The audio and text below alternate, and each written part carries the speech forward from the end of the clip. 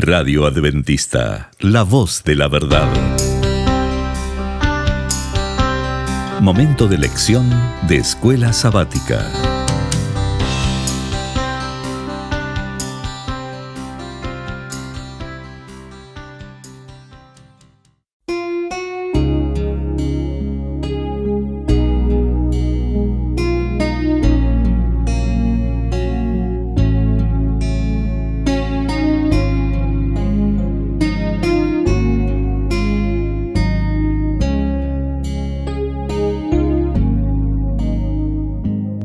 Muy bienvenidos, amigos y hermanos, al estudio diario de lecciones de Escuela Sabática.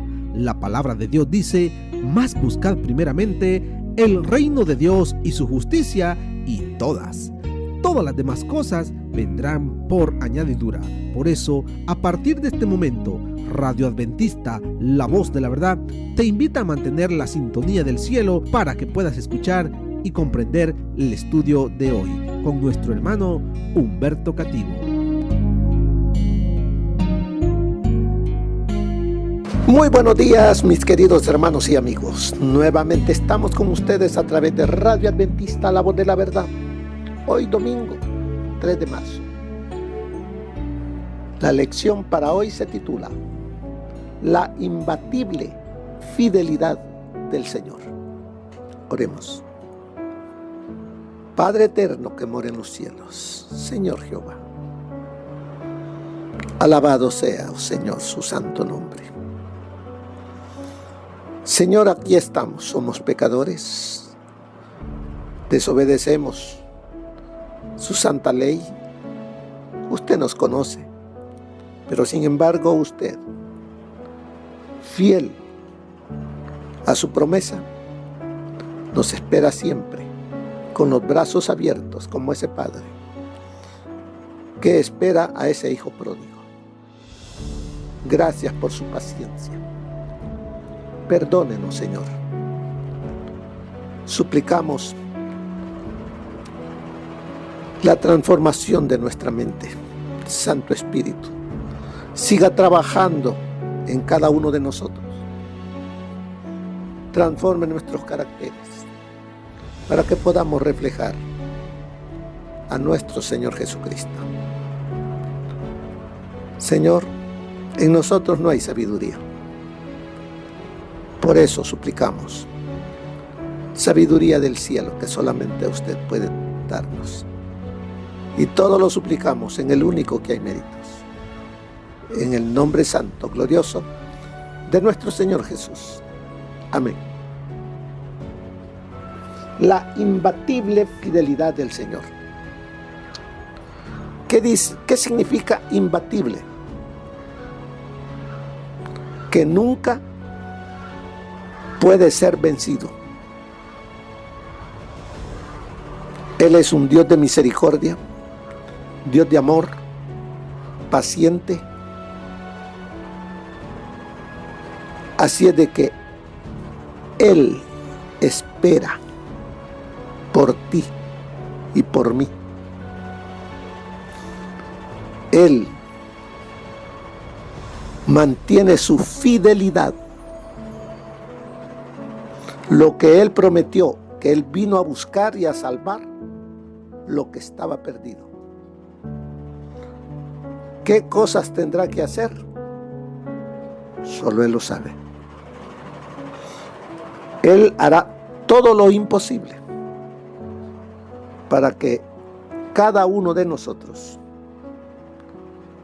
podamos ser pulidos y reflejemos el carácter de nuestro Señor y Salvador Jesucristo.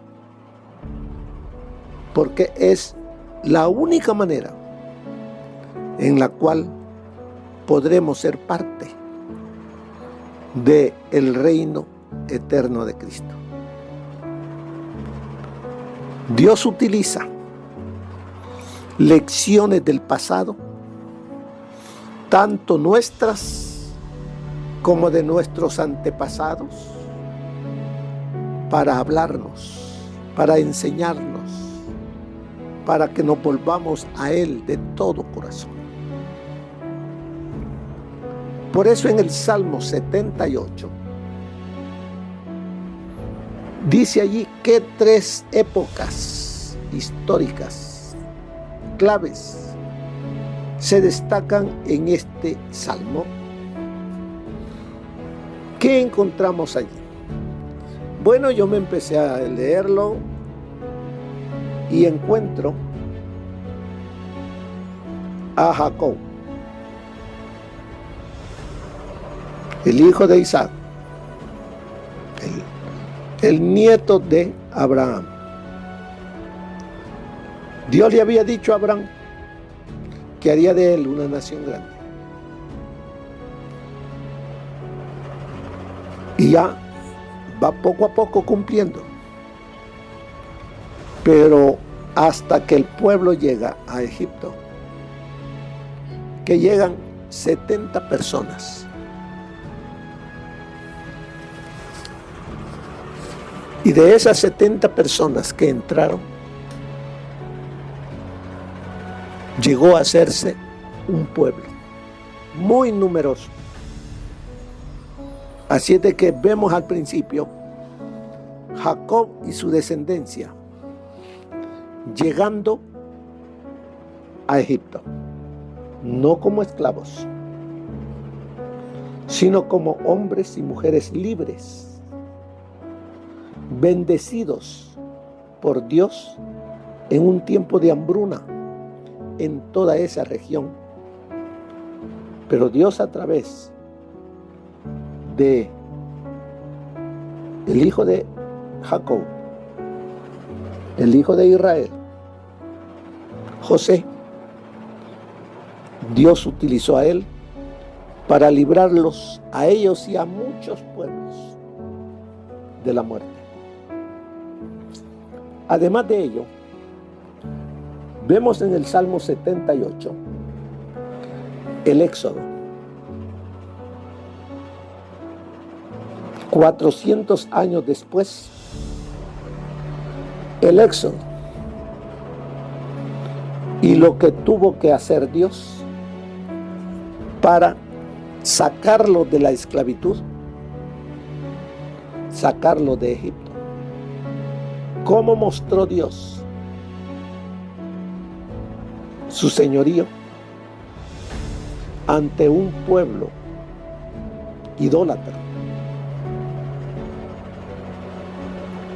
Por medio de las plagas, y lo sacó con brazo extendido, un brazo fuerte, y nadie pudo decir que no. También miramos cómo Dios ahogó a todos los que perseguían al pueblo de Dios, pero el pueblo de Dios pasó en seco por en medio del Mar Rojo. Dios, fiel a lo que había prometido a Abraham,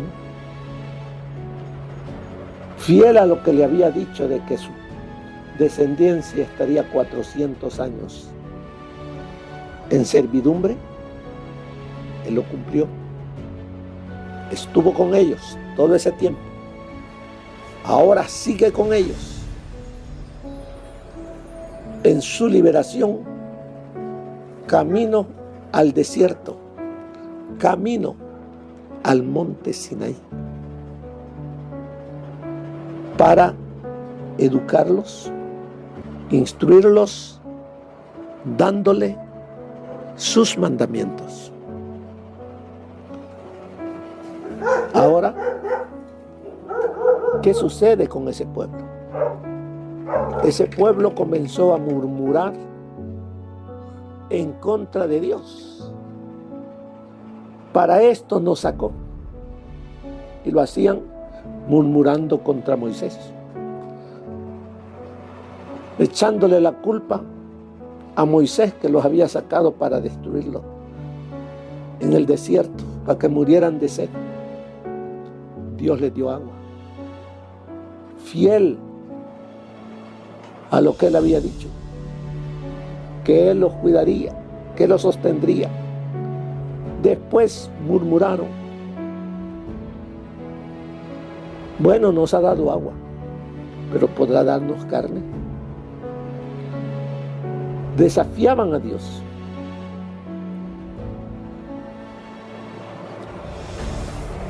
¿Qué más? Más adelante habla de que la tribu de Judá la escogió Dios. Aunque al principio se miraba que José sería la tribu de José, pero no, Benjamín fue desechado. Efraín fue desechado por idólatra, por buscar las cosas terrenales y no las espirituales. Fue desechado. Y Dios escogió a la tribu de Judá. ¿Para qué? Porque la tribu de Judá, de ahí salieron los sacerdotes que ministraban al pueblo en el santuario. Y de allí, más adelante, saldría el Salvador del mundo. Así de que yo encuentro 3 épocas históricas claves que destacan en este salmo. ¿Qué lecciones dice ahí? ¿Qué lecciones recurrentes extrae Asaf de cada periodo? Cada periodo nos enseña la fidelidad de Dios y la infidelidad del pueblo. Un Dios fiel ante un pueblo rebelde, duro de servicio. Pero las reseñas del pasado, como dice allí la lección, las reseñas del pasado de Israel ponen de relieve la fidelidad de Dios y la infidelidad de Israel. Dios tardo en airarse, grande en misericordia, estuvo con ese pueblo, guiándolo, cuidando de ellos, alimentándolos, cuidándole de todo peligro. Pero el pueblo, desagradecido, murmuraba. Así es de que, ¿qué podemos aprender de ello? ¿Será que hay algo bueno para aprender de ahí? Sí. ¿Cuál sería lo bueno? Bueno, si el pueblo fue rebelde, no serlo nosotros ya. Ser un pueblo obediente. ¿Obediente a qué? A su santa ley.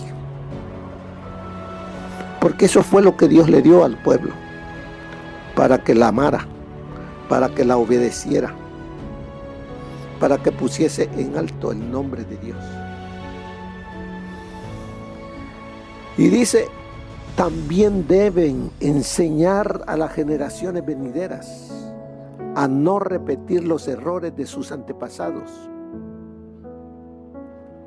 ¿Qué debemos ser? Debemos ser maestros para aquellos que vienen naciendo, creciendo, que cada uno de nosotros atendamos a lo que Dios nos ha enseñado, enseñándoles a los hijos, a los nietos, a aquellos que van creciendo. ¿Para qué? Para que no caigan ellos en el mismo error, sino que confíen en Dios a permanecer fieles a su alianza. Es una responsabilidad para nosotros los mayores enseñarles a nuestros niños jóvenes a confiar en Dios. Aquí el salmista utiliza la historia como una parábola, lo que significa que el pueblo debe meditar profundamente en el mensaje del salmo y buscar su significado por sí mismo. Cada salmo tiene uno o más mensajes. Debemos buscarlos. ¿Qué es lo que Dios quiere enseñarme en este salmo? Y tomar tiempo para escudriñar la Escritura con el deseo de aprender y encontrar lo que Dios me quiere enseñar. El Salmo 78:2 es una descripción profética del método de Jesús de enseñar en parábolas. Este salmo también considera la época del Éxodo, el establecimiento en Canaán y la época de David. Son las tres épocas históricas: el Éxodo, el establecimiento en Canaán y la época de David.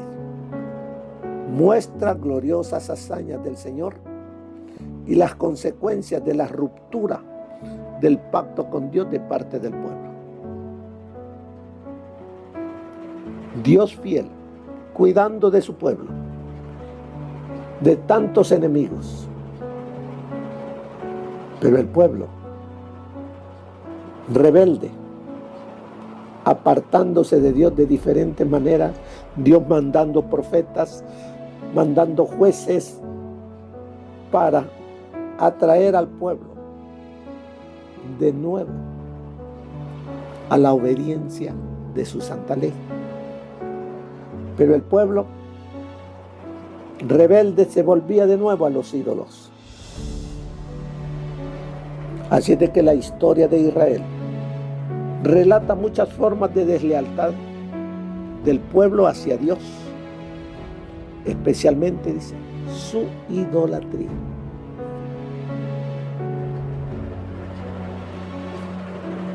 Hay ídolos en mí.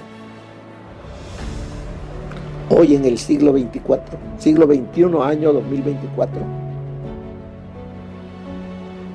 ¿será que el Señor a través de este salmo me está diciendo que deje todo eso?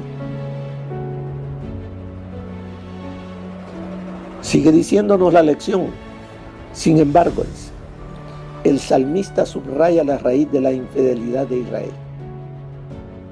¿En qué consistió la infidelidad de Israel de antaño? Olvidó lo que Dios había hecho por él. No confió en Dios. Dudó de Dios, como dice ahí, puso a Dios a prueba. Y se rebeló contra él y no guardó su ley, su pacto, ni sus testimonios. Todo eso pasó. ¿Será que eso está pasando hoy en día? ¿Será que Dios, a través del estudio de los salmos, nos está haciendo un llamado de que nos volvamos a Él de todo corazón? Él está pronto por venir. ¿Cómo me encontrará? Así es de que dice, al subrayar estas formas concretas de deslealtad, el salmista da a entender que el rechazo de Israel en la historia se ha debido a un pecado esencial. la falta de confianza del pueblo en Jehová. Eso es lo que ha traído dolor, sufrimiento y muerte. La deslealtad. Desde el jardín del Edén ha venido, ha continuado y ha llegado hasta nuestros días. Pero el Señor, que no quiere que tú ni yo nos perdamos, nos llama a que confiemos plenamente en el Señor. Que Él es, como dice el título de la lección, imbatible. La fidelidad de Dios, Él se mantiene. Ayer, hoy, por la eternidad. Debemos de confiar en el Señor. Mantengamos nuestra vista puesta en Él. Que nuestra fe esté cimentada sobre la roca, nuestro Señor Jesucristo. Al leer el Salmo, nos sobrecogemos ante la constante obstinación y ceguera espiritual del pueblo, en contraste con la paciencia y la gracia ilimitada del Señor. Allí se está mirando mi historia, porque yo soy parte del pueblo de Dios. Y Dios me está diciendo: volveos a mí, con temor y temblor. Vuélvete a mí, yo te redimí, mío eres tú. Así de que nos dice, antes de juzgar excesivamente a las generaciones pasadas, deberíamos pensar en nosotros mismos. No juzguemos a los antepasados. Ellos tuvieron su oportunidad, su tiempo. Murmuraron, muchos se arrepintieron, volvieron, otros se perdieron. De esas lecciones del pasado, tomemos lo bueno y desechemos lo malo. Y nos volvamos a Dios de todo corazón. ¿No somos también nosotros olvidadizos de las maravillas pasadas de Dios y negligentes con sus exigencias pactadas? El Salmo no anima a la gente a confiar en sus propias obras. Al contrario, Salmo 78 muestra la futilidad de la voluntad humana, a menos que esté cimentada en el reconocimiento constante de la fidelidad de Dios y en la aceptación de su gracia. No seremos parte del reino de Cristo. Es necesario cimentarnos en la fidelidad de Dios, en su palabra. Las batallas infructuosas del pueblo de Dios esclarecen la lección del Salmo de que los esfuerzos humanos sin fidelidad a Dios están condenadas al fracaso. ¿Cuántos de nosotros, sí, somos adventistas del séptimo día, pero no tenemos una comunión diaria con Jesús? No hemos tenido ese encuentro con el Señor Jesús. Somos religiosos, somos fieles al sábado, pero conozco al Dios del sábado, conozco al Señor Jesús, le obedezco. Así es de que los esfuerzos humanos sin fidelidad a Dios están condenados al fracaso. Nos lo dice allí la lección. Así es de que las escrituras en su totalidad se basan en la idea de que su autor está vivo y se mueve por medio de los acontecimientos terrenales o interviene en ellos. La fuerza del mensaje bíblico reside en este hecho. Cuando nos enteramos, por ejemplo, de que Dios controla el mar, los vientos, el gran pez, la vid y el gusano en la historia de Jonás, sabemos que estos 4 capítulos no son meras novelas de un oscuro escritor naturalista, garabateadas hace miles de años. Si algo nos enseña la Biblia, es que el Creador gobierna las fuerzas naturales antes y ahora. Si eliminamos la historicidad de las Escrituras, tendremos cuentos religiosos sin el poder de influir en nuestra vida actual. Desgraciadamente, esta situación es justo lo que vemos que sucede en nuestra sociedad actual. La Biblia denuncia ese pensamiento secular y afirma que el Señor no solamente actúa en la historia, sino también mantiene relaciones dinámicas y salvíficas con sus criaturas. Veamos qué nos dice el consejo del Espíritu de profecía para el día de hoy domingo. La palabra de Dios debiera ser nuestra consejera y debiera guiarnos en nuestra experiencia. Las lecciones de la historia del Antiguo Testamento, si se las estudia con fidelidad, nos mostrarán cómo se puede lograr esto. Cristo, envuelto en una columna de nube de día y en una columna de fuego de noche, era el guía y la luz de los hijos de Israel mientras peregrinaban por el desierto. Tenían un guía infalible. Mediante todas sus vicisitudes, Dios estaba enseñándoles a obedecer a su guía celestial y a que tuvieran fe en su poder libertador. Su liberación de las aflicciones de Egipto y su paso a través del Mar Rojo les manifestaron su poder para salvar. Cuando se rebelaban contra Él y desobedecían su voluntad, Dios los castigaba.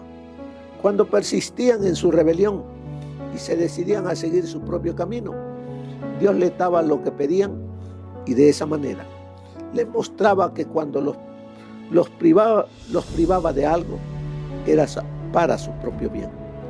Todo juicio que les sobrevino como resultado de sus murmuraciones era una lección para esa vasta multitud que el pesar y el sufrimiento son siempre el resultado de la transgresión de las leyes de Dios. Eso está en Cada Día con Dios, página 252. Dice el salmista: pues tentaron a Dios en su corazón, pidiendo comida a su gusto, y hablaron contra Dios diciendo: ¿podrá poner mesa en el desierto? He aquí, ha herido la peña, y corrieron aguas, y arroyos salieron ondeando. ¿Podrá también dar pan? ¿Aparecerá carne a su pueblo? ¿Aparejará carne a su pueblo? Por tanto, oyó Jehová e indignóse. Las murmuraciones y las azonadas habían sido frecuentes durante el trayecto del Mar Rojo al Sinaí, pero porque se compadecía de su ignorancia y su ceguedad, Dios no castigó el pecado de ellos con sus juicios. Pero desde entonces se les había revelado en Horeb. Habían recibido mucha luz, pues habían visto la majestad, el poder y la misericordia de Dios, y por su incredulidad y descontento incurrieron en gran culpabilidad. Además, habían pactado aceptar a Jehová como su rey y obedecer su autoridad. Sus murmuraciones eran ahora rebelión, y como tal habían de recibir pronto y señalado castigo. Si se quería preservar a Israel de la anarquía y la ruina, enardecióse su furor y encendióse en ellos fuego de Jehová, y consumió él un cabo del campo. Los más culpables de los quejosos quedaron muertos, fulminados por el rayo de la nube. Eso está en la Historia de Patriarcas y Profetas, página 397. Las repetidas murmuraciones de los israelitas y las manifestaciones de la ira de Dios por causa de sus transgresiones aparecen registradas en la historia sagrada en beneficio del pueblo de Dios que habría de vivir después sobre la tierra, pero muy especialmente para que constituyeran una advertencia para los que vivieran cerca del fin del tiempo. Incluso sus actos de devoción, la energía y la generosidad manifestada al traer sus ofrendas voluntarias a Moisés aparecen registrados en beneficio del pueblo del Señor. Su ejemplo, al preparar con tanta alegría los materiales para el tabernáculo, son un ejemplo para todos los que verdaderamente aman y adoran al Altísimo. Eso está en la Historia de la Redención, página 155. Ahora, ¿qué nos dice al final la lección? ¿Qué lecciones has aprendido? Dios no se agrada de oidores. El Señor se agrada de hacedores de su palabra.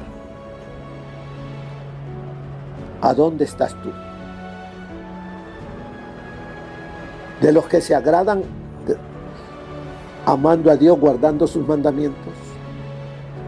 ¿Usted es de los que Dios se agrada con lo que usted practica? ¿Qué lección has aprendido? ¿O deberías haber aprendido de tus errores pasados? Esa es la pregunta que cada uno de nosotros debemos responderla. Examinémonos si estamos en Cristo. Que el Señor les bendiga. Que pasen un feliz día. Amén. Gracias por habernos acompañado en el estudio de hoy de Lecciones de Escuela Sabática. Te esperamos para nuestra próxima transmisión aquí por Radio Adventista, La Voz de la Verdad. Y recuerda sintonizarnos siempre. También puedes encontrar estos audios en nuestro canal de YouTube. Búscanos como La Voz de la Verdad. Allí encontrará estos audios. Que tengas un feliz día. Te esperamos para la próxima.